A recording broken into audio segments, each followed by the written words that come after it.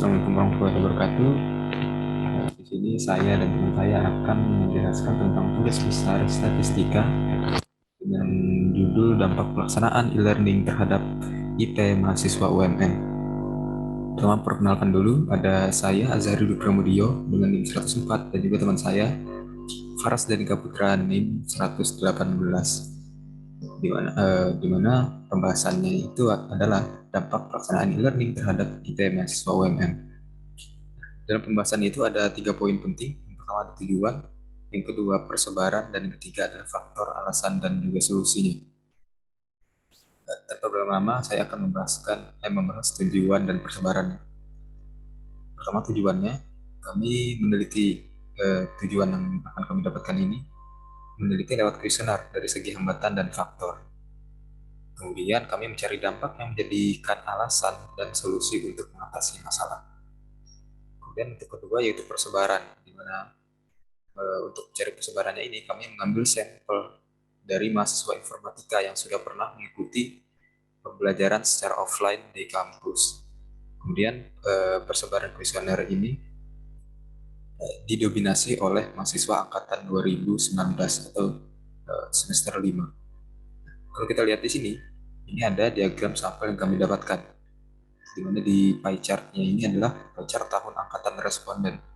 Dimana kalau kita bisa lihat 85,7% dari 14 responden itu adalah semester 5, adalah mahasiswa yang sudah semester 5 atau angkatan 2019. Kemudian untuk 14,3%-nya itu adalah semester 6. Selanjutnya adalah pembahasan faktor alasan dan solusi yang akan dijelaskan oleh teman saya Faras. Silakan. Terima kasih, Saudara Pram. Di sini untuk bagian 3 saya ambil alih mengenai faktor alasan dan solusi. Bisa dilihat ya, faktornya adalah untuk mengetahui adakah faktor yang menghambat pemahaman materi para responden atau sampel. Dan alasannya, alasan penghambat pemahaman materi dinominasi karena masalah pada jaringan internet, itu rata-ratanya ya. Dan yang ketiga, untuk mengetahui solusinya, yang dimana 3 bagian tersebut akan saya bahas diagramnya di slide selanjutnya. Di sini bisa dilihat ya, pie chart hambatan yang dialami mahasiswa. Di sini diagram sampelnya, pertanyaannya adalah apakah kegiatan e-learning menghambat Anda dalam pemahaman materi? Dari 14 responden, di sini bisa dilihat bahwa 71,4% dia menjawab iya, dan 28,6% jawab tidak. Jadi rata-rata e-learning itu menghambat ya pembelajarannya. Bisa dilanjut. Nah, di sini ada faktor-faktor penghambatnya. Bisa dilihat bahwa 30% itu hambatan pemahaman materi dan 70%-nya masalah pada jaringan internet. Jadi rata-ratanya itu pada jaringan internet permasalahannya. Nah, ini faktor-faktor pendukungnya. Di sini 50-50 ya, atau 50%, 50%. Bisa dilihat bahwa untuk 50% yang pertama, pemanfaatan lingkungan belajar sebaik mungkin. Dan yang kedua, jaringan internet yang baik. Di sini untuk pemanfaatan lingkungan belajar sebaik mungkin itu semua orang bisa terapkan. Jadi tidak ada alasan ya kita lingkungannya mungkin kurang kondusif atau tidak nyaman atau gimana. Jadi untuk lingkungan tuh kita tidak ada halangan untuk belajar. Jadi kita bisa cari lingkungan yang mungkin lebih nyaman buat kita. Dan untuk yang jaringan internet tuh bisa dibilang itu relatif. Jadi semua daerah itu punya kecepatan internetnya masing-masing. Jadi kita tidak bisa maksudnya sebagai dosen tuh tidak bisa seenaknya ya ketika mahasiswa tuh mungkin jaringannya lagi jelek atau daerahnya lagi kurang terdapat jaringan yang bagus, itu tidak bisa dimarahi atau dipaksa mungkin. Jadi harus dimengertikan kalau saya bilang. Oke, lanjut. Di sini diagram sampel yang kami dapat mengenai perbedaan perolehan API ketika offline dan online. Jadi inti dari penelitian kali ini tuh bisa dilihat kita itu ingin membandingkan gimana perolehan IP yang didapat mahasiswa tersebut tuh ketika offline dan online, apakah ada peningkatan atau penurunan. Nah, di sini bisa dilihat bahwa 57,1% itu ada peningkatan, 42,9% tidak ada peningkatan. Oke, bisa lanjut. Nah, ini untuk alasan ketika ada perbedaan IP ya. Di sini ada 4 bagian, yang dimana 44,4% itu dalam pemahaman materi. Dan yang 22,2% itu tanpa alasan, 11,1% itu sistem penilaian, dan 22,2% itu masalah server down. Lanjut.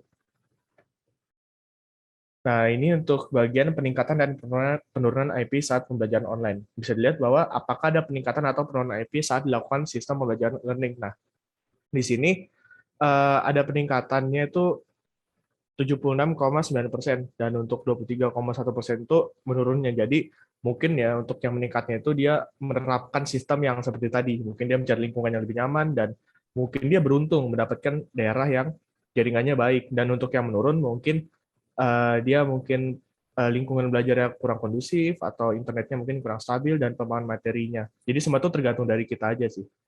Jadi bisa lanjut. Nah, ini untuk bagian terakhirnya ya dari presentasi kami kali ini. Untuk solusi, jadi solusi penelitian kali ini yang kita dapat dari keluhan mahasiswa-mahasiswa adalah pertama, komunikasikan dengan wali mahasiswa.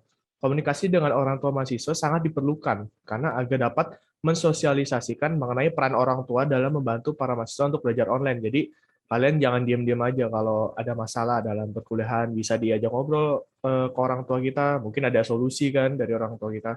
Dan itu untuk yang kedua. Yang kedua itu adalah membuat ringkasan materi atau pembelajaran.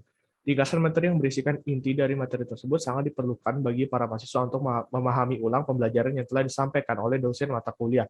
Jadi untuk tadi yang memiliki hambatan bahwa kurangnya pemahaman materi, mungkin bisa dicoba ya untuk cara kedua ini, di mana kita membuat ringkasan materi, kita catat, kita screenshot, nanti kita belajar lagi setelah kelas itu selesai. Untuk yang ketiga, memberikan tugas yang dapat mendorong mahasiswa aktif. Nah, ini sebagian mahasiswa mengeluh karena banyaknya tugas yang diberikan dosen kepada mahasiswa. Maka dari itu, dosen harus bisa mempertimbangkan porsi tugas yang diberikan. Selain itu juga, dosen harus memberikan tugas yang dapat mendorong mahasiswa aktif.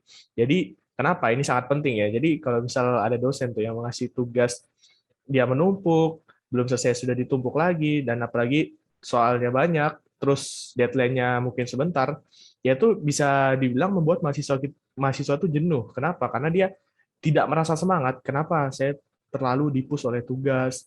Kenapa tidak ada apa ya dorongan dari dosen gitu nah, untuk menjadi mahasiswa yang aktif seperti itu. Oke, saya kembalikan ke moderator. Ya, itu tadi adalah pembahasan kami tentang tugas besar statistika mengenai eh, dampak dari pembelajaran e-learning untuk IP mahasiswa UMN, terutama untuk mahasiswa informatika. Sekian, terima kasih dari kami. Apabila ada salah kata kami berdua mohon maaf. Dan Assalamualaikum warahmatullahi wabarakatuh. Yeay. Gila, aku menghina siapa itu terakhir tadi?